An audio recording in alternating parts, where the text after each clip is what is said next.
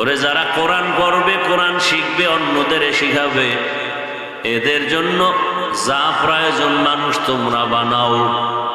ছাত্ররা তেলাওয়াত করবে, তেলাওয়াত করতে গিয়া এদের ফ্যানের দরকার, ফ্যানের ব্যবস্থা অন্যরা করবে, ছাত্ররা ফ্যানের ব্যবস্থা করবে না।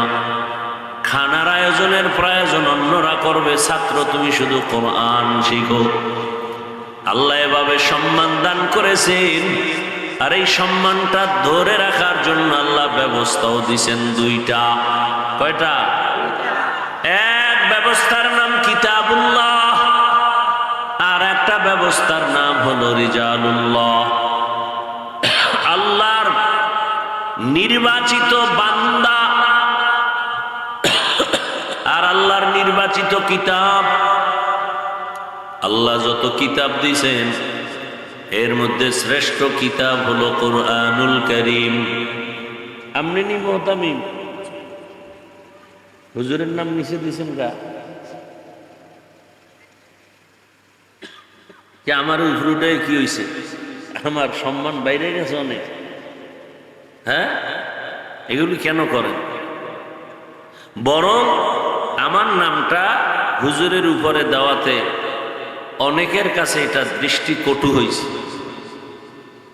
আমার কাছে তো আছেই, আমি আগে জানলে তো পোস্টার পাল্টাইতাম আপনাদের দিয়ে। আবার যে যেখানে যেই জিনিস রাখার প্রয়োজন ওই জিনিস ওইখানে রাখার নাম আদব। উল্টা পাল্টা করা এটা আদব না। লিকুল্লি শাইইন যিনাতুন ফিল ওয়ারা ওয়া যিনাতুল মারই তামামুল আদাবি আজ খোদা খাহিমে তৌফিকে আদব বেআদব মাহরুমে গাশ আজ ফজলে রব। বড় হুজুরের সামনে নামাজের সুরাতে বসার নাম আদব না। তুমি বড় হুজুরের সামনে নামাজের সুরাতে বসছো, হুজুরি উঠা যাওয়ার পরে হের সিটে গিয়ে তুমি হইয়া বসছো, এর নাম আদব না। যেই জিনিস যেইভাবে রাখা প্রয়োজন ওই জিনিস ওই জায়গায় ওইভাবে রাখার নাম হলো আদব। ওয়াজউ শাইই আলা মুহাল্লিহি। ভাইরা আমার, আল্লাহ তাআলা মানুষ সৃষ্টির শ্রেষ্ঠ বানাইয়া শ্রেষ্ঠত্ব ধরে রাখার জন্য কয় ব্যবস্থা দিলেন? এই কথা বল না কেন? দুই ব্যবস্থা। এক ব্যবস্থার নাম ব্যক্তি, আর এক ব্যবস্থার নাম কিতাব। সমস্ত কিতাবের মধ্যে শ্রেষ্ঠ কিতাব কুরআনুল কারীম, আর ব্যক্তিদের মধ্যে শ্রেষ্ঠ ব্যক্তি রহমাতুল লিল আলামিন। ইমামুল আউয়ালিন আল আখিরিন বহরে সদকা রহমাতাল লিল আলামিন। রহমতের নবী শ্রেষ্ঠ, কোরআন শ্রেষ্ঠ। কোরআন এখনো আছে কিন্তু রহমতের নবী নাই।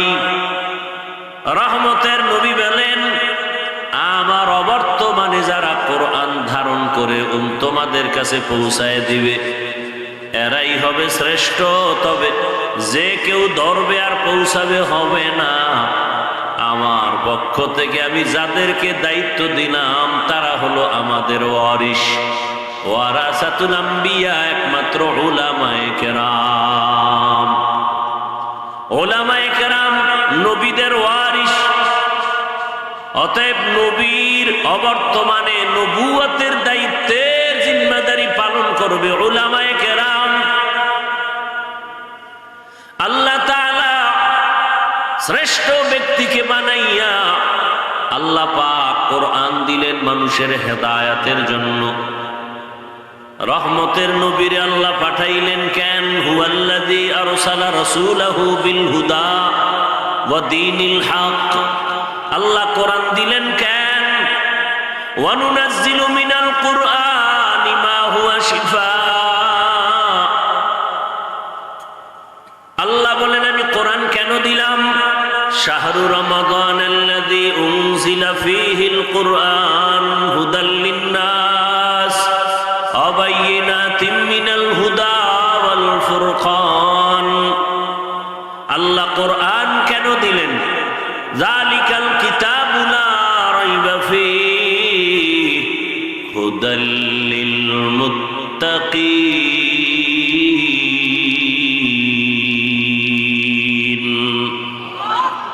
এই কালামে জিন্দা কুরআনে হাকিম হিকমতে উলা ইয়াজালাস্তু কাদিম বাখা কুরআন কালামুল্লাহ বশনো কদিমাস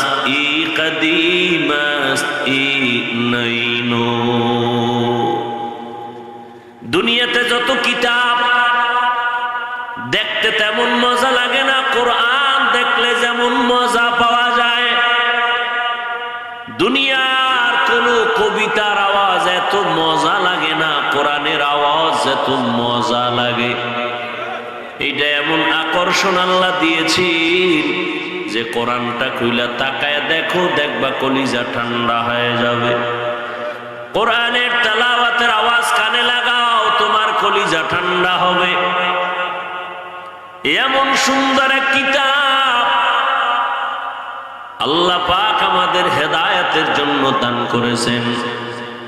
এই কোরআনটা এত দামি, সারা দুনিয়াতে হাজারো লাখো কোটি কোটি মানুষের রিজিকের ব্যবস্থায় কোরআনের বরকতে।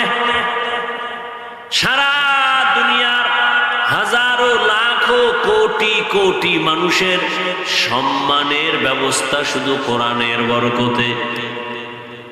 এত সম্মান আল্লাহ দান করেছেন, এত বরকত আল্লাহ দান করেছেন। যদিও দেখতে মনে হয় কোরআনের ওজনটা 250 গ্রাম বা আধা কেজির মতো, কিন্তু হাকিকতে কোরআনের ওজন বড় কঠিন। লাউ আনজালনা হাযাল কুরআন আলা জাবালিন লারাআইতাহু খাশিআন মুতাসাদ্দিআন মিন খাশিয়াতিল্লাহ ওয়া তিলকাল আমসালু নাদরিবুহা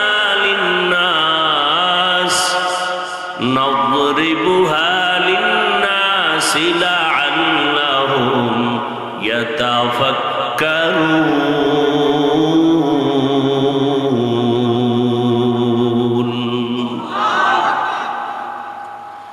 কোরআনের হাকিকতে এত পরিমাণ ওজন, পাহাড় বহন করতে রাজি না, আসমান রাজি না, জমিনও রাজি না। আল্লাহ মানুষের কাছে আমানত রেখে দিলেন। আল্লাহ তাআলা বলেন, এই আমানত রক্ষা করে চলো, দুনিয়ায় বাদশা তুমি, পরকালেও বাদশা। তবে এটা ঘুমাইয়া ঘুমাইয়া পাওয়া যাবে না। আল্লাহর এই বরকতের সম্মানের জিনিস যদি অন্তরে ধারণ করতে চাও, তাহলে তোমাকে প্রচন্ড বেগে প্রচেষ্টার কষ্ট মেহনত করে সামনে আগাতে হবে। ঘরে বসে বসে এটা পাওয়া যাবে না। রহমতের নবীকে এই আমানত আল্লাহ দিতে গিয়াও দ্রুত গতিতে দেন নাই, বরং যেই জিনিসটা কষ্ট করে অর্জন হয় তার মূল্যায়ন বেশি হয়, তার দাম বেশি হয়। রহমতের নবীকে দীর্ঘ 40টা বছর অতিবাহিত হওয়ার পরে আল্লাহ কোরআন অবতীর্ণ করেছেন। প্রথমে 5টা আয়াত নিয়ে জিবরাইল আমিনকে পাঠায় দিলেন হেরা গুহার ভেতরে। জিবরাইল আমিন হাজির, রহমতের নবীকে দাঁড় করাইয়া জিবরাইলের সিনাটা রসুলের সিনার সাথে লাগাইয়া মৃদু চাপ দিলেন আর বললেন, ইকরা। রহমতের নবী জবাব দিলেন, মা আনা বিকারিন, আমি পড়তে জানি না। জিবরাইল আমিন আবার চাপ দিলেন আর বললেন ইকরা। নবী এবারও বলেন মা আনা বিকারিন, আমি পড়তে জানি না। কয় চাপ হলো? আর এক চাপ দিলেন খুব জোরে, এত জোরে চাপ দিলেন এবার নবী পড়তে পারি নাও বলেন নাই, পড়তে পারিও বলেন নাই। রহমতের নবীর এত পরিমাণ জ্বর উঠে গেল, নবী বলেন আমার উপরে মনে হয় মরণের কষ্ট শুরু হয়ে গেছে। যেই আল্লাহ নিজে বলেন লা তুহাররিক বিহি লিসানাকা লিতাজালা বিহি ইন্না আলাইনা জামআহু ওয়া কুরআনা। ও রহমতের নবী, আপনি কষ্ট করে কোরআন অন্তরে ঢুকানোর মুখস্থ করার মেহনত করবেন না। আমি আল্লাহ দয়ার নজরে কুদরতি ভাবে আপনার সিনার মধ্যে কোরআন আমি জমা করে দিব।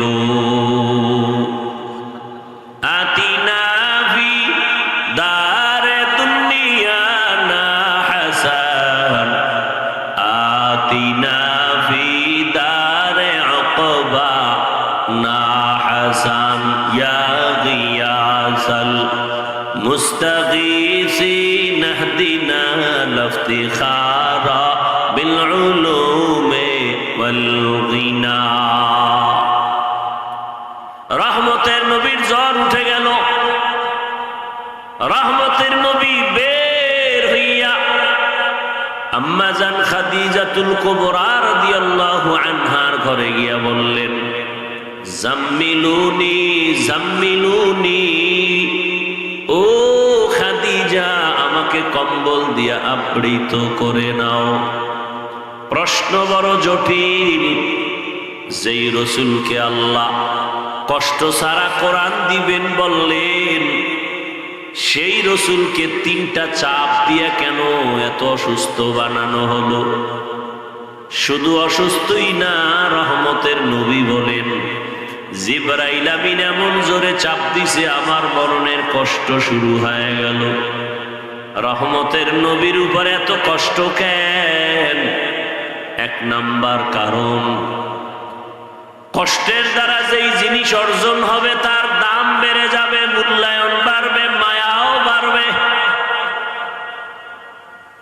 আর দুনিয়ার মানুষের সবক দিছেন আল্লাহর দেওয়া ইলমের নূর কষ্ট ছাড়া পাওয়া যাবে না। কোরআন ও হাদিসের ইলমের নূর কষ্ট ছাড়া অর্জন করা যাবে। কতটুকু কষ্ট? বলে কোরআন হাদিস শিখতে গিয়া ও ছাত্র বাবারা, আল্লাহর কোরআন রসুলের হাদিস শিখতে গিয়া যত কষ্ট তুমি করবা তোমার ইলমের মর্যাদা বরকত তত বেড়ে যাবে। আমরা কষ্ট কম করেছি, তারপরও একেবারে কম না। আমাদের ওস্তাদরা আরো বেশি কষ্ট করেছেন, এজন্য তাদের সম্মান আরো বেশি ছিল। তাদের আগে যারা তারা আরো কষ্ট করেছেন, এজন্য ইলমের বরকত তাদের আরো বেশি।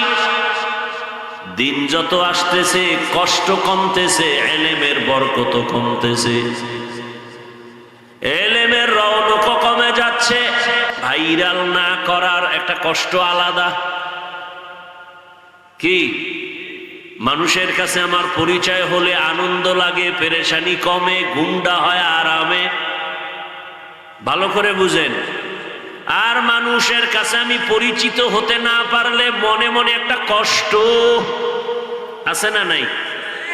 মানসিক একটা চাপ। আমি এত বড় বক্তা, আমার নাম কেন ছোট? একটা মানসিক কষ্ট আছে না নাই? আমি এত বড় বক্তা, আমার নাম কেন নিচে? আমি এত বড় বক্তা, মানুষ আমাকে কেন বাহবা দেয় না? আমি এত বড় বক্তা, আমাকে কেন ময়দানের স্টেজে স্লোগান দিয়া উঠায় না? এরকম একটা ভেতরে মনের কষ্ট আছে না নাই? অনেকের আছে। এইটারে যারা দমাইয়া ইখলাসের সাথে চলবে তারাই তো কামিয়াব। তারাই কি? এই রকম একজন ব্যক্তি বাংলাদেশে, আলেমরা শুধু তার নাম জানে, সাধারণ মুসলমান দূরের কথা, ছাত্ররাও তারে ভালো করে জানতো না। নিজেকে এত গোপন করে রেখেছেন, প্রকাশ করতেন না। কিন্তু আল্লাহ তারে এমন একটা ধাক্কা দিয়া এমন জায়গায় উঠায় দিয়েছেন, 1000 বছর দৌড়াইলেও সেই জায়গায় ওঠা বড় কঠিন। নিজেকে যদি বড় বানাতে চাও হে মুমিন, বড়দের কদমে নিজেকে করে দাও বিলীন। নিজের নাম কাম যেন না থাকে, প্রকাশ না হয়, এমন এক গোপন বান্দা এই বাংলাদেশের হাজারো লাখো আলেমদের মধ্যে হাতে গোনা 2-1 জনের ভেতরে একজন মুফতি আব্দুল মালিক দামাত বারাকাতুহুম। গোপন হয়ে থাকতেন, আল্লাহ কোথায় নিয়ে গেলেন? একটা বাটন সেট চালায়, আর যারা এখন বলতে গেলে আলিফ বা তাও পারে না, বাথরুমের সুন্নত কি জানে না, এরা টাচ মোবাইল চালায়। আল্লাহ এগো বড় আলেম না বানাইলে কারে বানাইবে? বাথরুমে গিয়া মোবাইল চালায়, কোরআন সামনে নিয়া মোবাইল চালায়, কিতাব সামনে রেখে মোবাইল চালায়, সারা রাত মোবাইলে গুনাহ দেখে, গুনাহ। সকালবেলা চক্ষু লাল, ক্লাসে আবার ঘুমায়। এই ক্লাসে ঘুমাও কেন? পাশের থেকে এক বেয়াদবে কয় রাতে তাহাজ্জুদে ঘুমাইতে পারে নাই, অথচ মোবাইলে করছে আকাম। কি করছে? সারা রাত মোবাইলটা নিয়া বিছানার ভেতরে বসে বসে চোখের জেনা, জবানের জেনা, কানের জেনা, অন্তরের জেনা। আল্লাহর কসম, যারা এমন গুনাহ করবা তোমার সিনায় আল্লাহ কোরআনের ইলম দিবে না, দিলেও থাকবে না, দিলেও। রাজিনা কিসমাতাল জব্বার ফিনা লানা ইলমুন ওয়ালিল আদাই মালু ফাইন্নাল মা লা ইয়াফনি আন করিবিন ওয়া ইন্নাল ইলমা বাকিন লা ইয়াজালু। কোরআন কত দামি, যার কোনো তুলনা। কোরআন এতটা পাওয়ারফুল, পবিত্র, পাক, যার কোনো তুলনা নাই।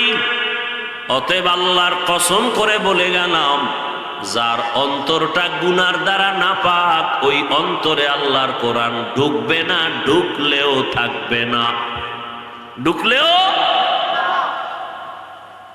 আর এই ইলম অর্জন করার জন্য কষ্ট, যে যত বেশি কষ্ট করবে আল্লাহ তার ইলমে বরকত তত বাড়ায় দিবে। এখন তো কষ্ট নাই, তালিবুল ইলম নাম দিছে কে? তালিবুল, সাইনবোর্ড লাগাইছে তালিবুল ইলম, হাকিকতে তালিবুত তাআম। খানা তালাশ করে, কয়বেলা গোশত, ঠিক নি? মাদ্রাসায় গিয়া লেখাপড়ার আগে খুঁজে রুটিন কেমন খাওনের, খাওন পাইবা, ইলম আসবে না। তোমার মাকসাদ খাওন, তো খাওন পাইতেছ। তোমার মাকসাদ তালিবুল মাকান, আমার ঘুমানোর জন্য খাট খাট আসেনি, তোষক আসেনি, বালিশ আসেনি, কোল বালিশ সহ তুমি থাকার জায়গা পাইবা, এলেম পাইবা না। আর যদি মাকসাদ বানাও ইলম, আমি খানা পাই না পাই, আমার এলেম দরকার। আমি থাকার ঘুমানোর ভালো জায়গা পাই না পাই, আমার এলেমের দরকার। এরে নবীর আশিক, তাহলে খানায় হালকা কষ্ট, ঘুমে হালকা কষ্ট, কিন্তু এক সময় এলেমের দ্বারা এত মর্যাদা আল্লাহ দান করবেন, প্রধানমন্ত্রীও এত মর্যাদা পাবে না।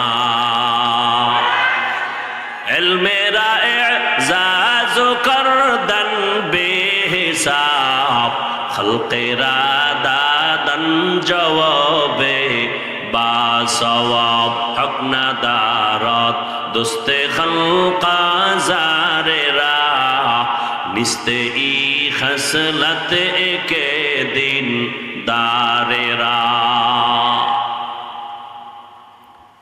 ছাত্র ভাইদের জন্য দিল খুলে কিছু কথা বলে গেলাম, এবং যারা গার্ডিয়ান আছেন, অনেক সন্তানেরা মা বাবার উল্টা পাল্টার কারণে লেখাপড়া থেকে সন্তান বঞ্চিত হয়ে যায়। সন্তানটা চায় আমি এলেমের ময়দানে যাব,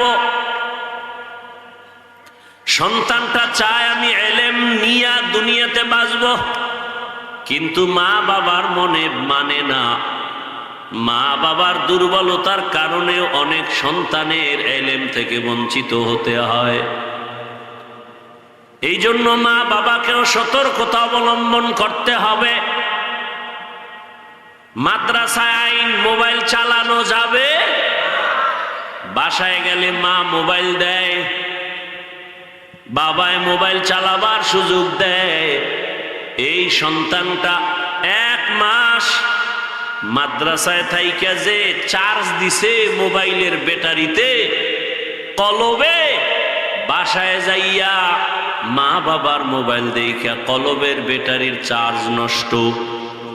1 সপ্তাহ থাইকা কয় মাদ্রাসায় 2 দিন পরে যাব। এবার মা কয় না যা, এবার মা কয় আচ্ছা যেহেতু যাবি 2 দিন পর, ঠিক আছে থাক। এবার কাম্মু হুজুরেরে বলে দাও আমার অসুস্থতা না হয় তোমার অসুস্থতা একটা বইলা দাও। এইভাবে করতে করতে করতে করতে লেখাপড়া আর ভালো লাগে না। এজন্য চতুর্মুখী প্রচেষ্টা চালাইয়া যদি বান্দা আল্লাহর কাছে আগাইতে পারে, আল্লাহ তার ইলমের বরকত বাড়ায় দিবেন। তো ইলম শিখার জন্য কি লাগবে? কথা কয় না, শেষ, আমিও শেষ। ইলম শিখার জন্য কি করতে হবে? কষ্ট। কষ্ট, আচ্ছা ইলম তো একটা সাইড, আচ্ছা কষ্ট ছাড়া দুনিয়াতে বড় হইছে কে বলেন তো? আর যেটি কষ্ট ছাড়া বড় হইছে 10 তলা বিল্ডিং, ঘুমে তুইটা দেখি ছিল ফকির, এখন 10 তলার মালিক। কয়েকদিন পরে দেখি বিল্ডিং থুইয়া জঙ্গলে দৌড়ায়। ঠিক নি? যেই গাছ তাড়াতাড়ি বড় হয় ওই গাছ তাড়াতাড়ি মরে যায়, আর যেই গাছ আস্তে আস্তে বড় হয় ওটার শিকড় মজবুত হয়, সহজ হয়, ভাঙ্গে না। যারা টাকা পয়সা কষ্ট করে পান দোকান থেকে চায়ের দোকান, সেখান থেকে কষ্ট করে করে করে করে 500 টাকা বেতন, 1000 টাকা বেতন, 1500 টাকা বেতন, এভাবে করে করে যারা সম্পদ অর্জন করেছে এরাই হলো আসল ধনী। আর যারা তুফানের মতো টাকা আসে, গরিবের বেতন মারে, আছে না নাই? কলমের খোঁচায় জুলুম করে, এরা যেমন তুফানের মতো বড় লোক হইয়া যায়, আবার তুফানের মতো গরিব হয়ে যায়। তাহলে কষ্ট করলে ওই জিনিসের স্থায়িত্ব হয়, মর্যাদা বাড়ে, মূল্যায়ন বাড়ে। আল্লাহ আমাদের বুঝার তৌফিক দান করেন। আল্লাহ মাদ্রাসা কবুল করেন। আল্লাহ মাদ্রাসার ছাত্র, উস্তাদ, মুহিব্বিন, এলাকাবাসী সবাইকে আল্লাহ কবুল করেন। বয়ান চলতে থাকবে ধারাবাহিকভাবে। আপনারা শেষ দোয়া করে এরপরে যাবেন। আল্লাহ সবাইকে তৌফিক দান করেন, আদর্শ মানুষ গড়ার তৌফিক দান করেন। ছাত্ররা আপনাদের কাছে যাবে ব্যাগ রুমাল নিয়ে। আল্লাহর হস্তে কোরআনের খেদমত একটু অংশীদার হবেন, শরীক হবেন। ছাত্র